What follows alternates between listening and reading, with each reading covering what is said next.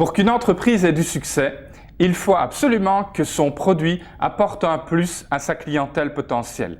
Et c'est ce qu'avait compris un certain Henry Heinz dès 1880, puisqu'il a fondé une entreprise qui vendait des produits végétaux et notamment du ketchup et du pickles. Avec une organisation d'à peu près 400 vendeurs, il est parti à la conquête des États-Unis et ensuite du monde, puisque ce fameux Henry Heinz est le père de ces bouteilles de ketchup qui portent encore aujourd'hui son nom et qui sont vendues de par le monde.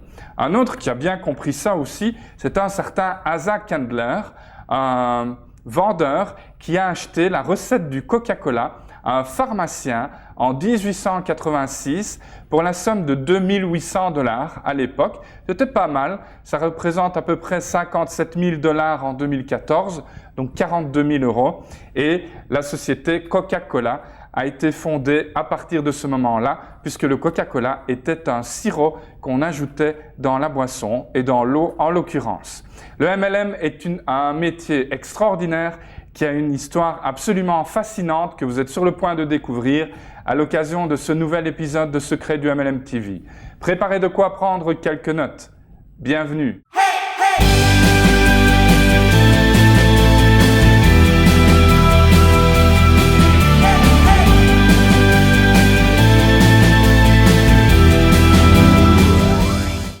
Hello, c'est Jean-Phi, bienvenue à votre nouvel épisode de Secrets du MLM TV, un épisode que je vous annonce comme étant absolument passionnant et fascinant puisque l'on va parler de l'histoire de notre profession. Le MLM, le marketing relationnel, a lui aussi son histoire. Alors une fois n'est pas coutume, je suis armé de 2 pages de notes parce qu'il y a beaucoup de dates, beaucoup d'informations, beaucoup de noms à divulguer. Alors soyez très attentifs parce que ça va vraiment aller très très vite.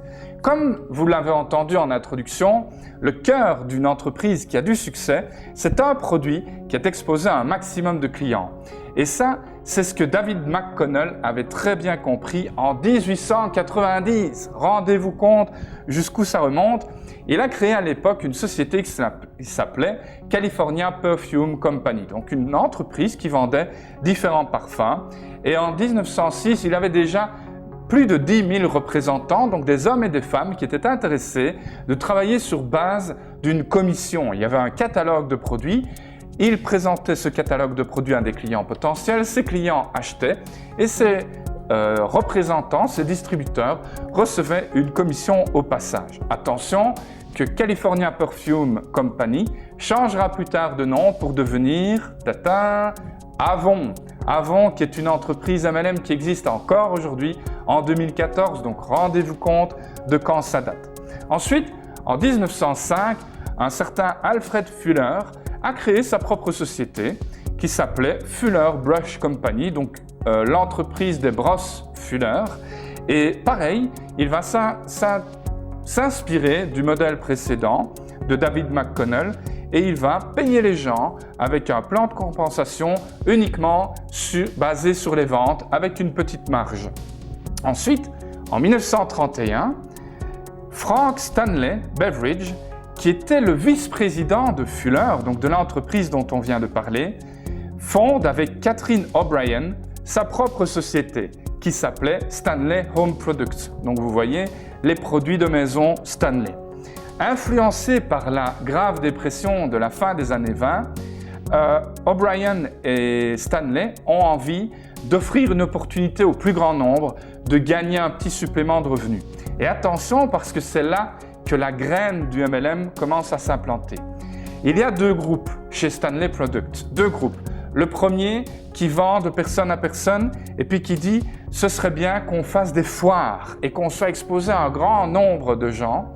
Et il y a un deuxième groupe qui vend de personne à personne mais qui dit « il n'y a rien de tel que le relationnel, que le marché chaud ». Et ils inventent les soirées de démonstration à domicile.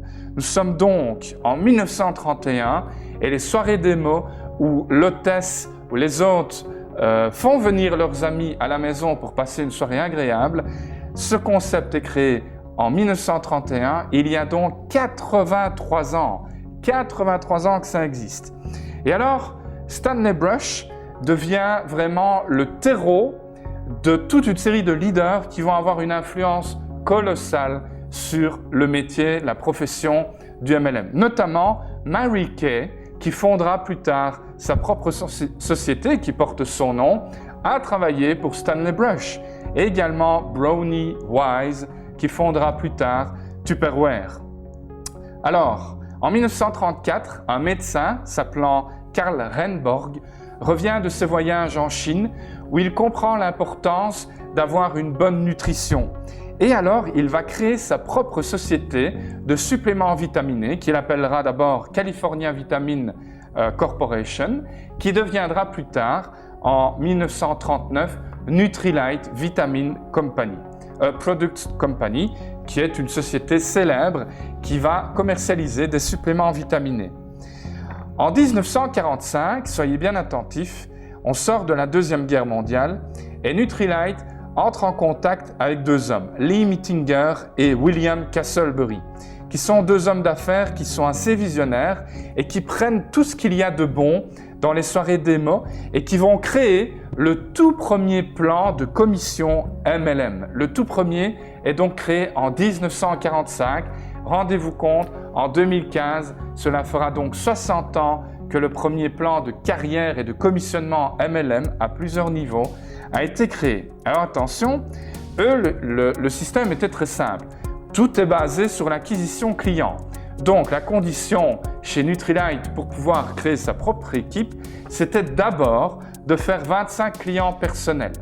Ensuite, on devenait alors partenaire direct avec la possibilité de créer une équipe, de former ces gens et de recevoir 2% du volume de la vente de l'équipe. Et évidemment, chaque membre de l'équipe pouvait, s'il le souhaitait, devenir partenaire direct. Et c'est parce qu'il y en a qui sont devenus à leur tour partenaires directs dans l'équipe d'un partenaire direct qu'il a fallu créer d'autres positions pour que chacun soit récompensé. En 1945 encore, Earl Tupper va créer une série de produits en plastique, un plastique flexible où on peut mettre un couvercle pour conserver les aliments. Ça vous dit quelque chose, évidemment, puisque Tupper va s'associer avec le fameux Brownie Wise dont nous avions parlé tout à l'heure et créer les soirées démo Tupperware, qui existent encore aujourd'hui et qui sont opérationnelles dans plus de 40 pays. Rendez-vous compte. En 1949, on avance un petit peu, deux hommes, De Vos et Van Adel, qui étaient des copains d'école et des partenaires en affaires, rentrent du service militaire, cherchent une opportunité et deviennent distributeurs pour Nutrilite, eux aussi. Dès 1950, ils s'inscrivent, ils ont beaucoup de succès et ils quittent Nutrilite en 1959 et ils vont créer ensemble une société qu'ils vont appeler Amway Corporation. Amway qui signifie American Way, à l'américaine, le fameux rêve américain, qui donc est le cœur d'Amway, qui plus tard, en 1972, va prendre des parts majoritaires dans Nutrilite et en 1984, prendre le contrôle total de Nutrilite. Donc rendez-vous compte, ces deux gaillards, De Vos et Van Adel, qui étaient au préalable des distributeurs formés chez Nutrilite, quelques temps plus tard, rachètent totalement Nutrilite, qui est repris sous le contrôle de Amway. Alors, en 1958, on a un docteur, le docteur Shackley, qui développe une nouvelle méthode pour extraire les minéraux des végétaux et on va voir que ça aura une influence plus tard. En 1963, la fameuse Mary Kay dont nous avions parlé tout à l'heure fonde sa propre société. Il n'y a pas si longtemps, cette société flirtait avec les 8 milliards de dollars. Et alors attention, en 1975, catastrophe, la commission du commerce fédéral américain poursuit Amway pour vente pyramidale. Alors nous parlerons des systèmes pyramidaux plus tard, mais en 1979, finalement, la Cour des États-Unis accepte de considérer que non, le système Amway et donc le MLM n'est pas pyramidal et que c'est un système de commercialisation tout à fait légitime et légal. En 1980, Mark Hughes crée la société Herbalife, lui aussi assez influencé par ses voyages en Asie et par le surpoids de sa grand-mère il va créer une société qui va distribuer des produits vitaminés et devenir une des plus importantes sociétés de MLM au monde. Il meurt accidentellement en 1944, en l'an 2000, à l'âge de 44 ans, et il est remplacé à la tête de Herbalife par Michael Johnson, qui était très connu à l'époque puisque c'était le PDG de Walt Disney International, donc excusez du peu. Et Michael Johnson va attirer chez Herbalife Luis Iñárritu, qui est prix Nobel de médecine et de métabiologie en 1998. Alors vous allez me dire, tout ça, qu'est-ce que ça a donné? Eh bien en 2012, le MLM, le concept de marketing relationnel, est présent dans plus de 100 pays et il a créé un volume de vente, la profession à elle seule a créé un volume de vente de plus de 167 milliards de dollars hors TVA, excusez du peu, de chiffre d'affaires. Et hors de ces 167 milliards de dollars, sachez qu'il y a plus de 65 milliards qui sont reversés aux distributeurs qui font du MLM. Incroyable, mais 167 milliards, c'est plus que le chiffre d'affaires de la FIFA. Vous savez que dans quelques jours va avoir lieu le lancement de la grande Coupe du Monde au Brésil. La FIFA est une entreprise qui a fait en 2012 1,96, donc un peu moins de 2 milliards de dollars de chiffre d'affaires. C'est plus que la musique qui, l'an dernier, a fait près de 17 milliards de dollars de chiffre d'affaires. C'est plus que l'industrie du jeu, des jeux vidéo, qui a fait 67 milliards de chiffre d'affaires. Et c'est plus que l'industrie cinématographique, qui a fait 80 milliards de chiffre d'affaires. Et en fait, le marketing relationnel, notre profession, avec ses 167 milliards de dollars de chiffre d'affaires, c'est plus que la FIFA, les jeux vidéo, l'industrie musicale et l'industrie cinématographique, combinées. Et c'est même, tenez-vous bien, plus que la plus grande société au monde qui, selon Forbes, était en 2012 la société, la banque chinoise ICBC, qui ne faisait que 149 milliards de dollars. Alors, quelques autres petites statistiques au niveau de notre belle profession. 80% du chiffre d'affaires, donc de ces 167 milliards de dollars, eh bien 80% de ce chiffre d'affaires se fait sur le marché chaud, sur le bouche à oreille, de personne à personne.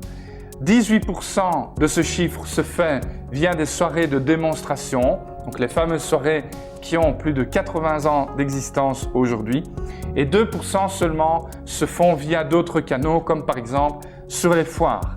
Et alors, incroyable, quelle est la population qui forme ce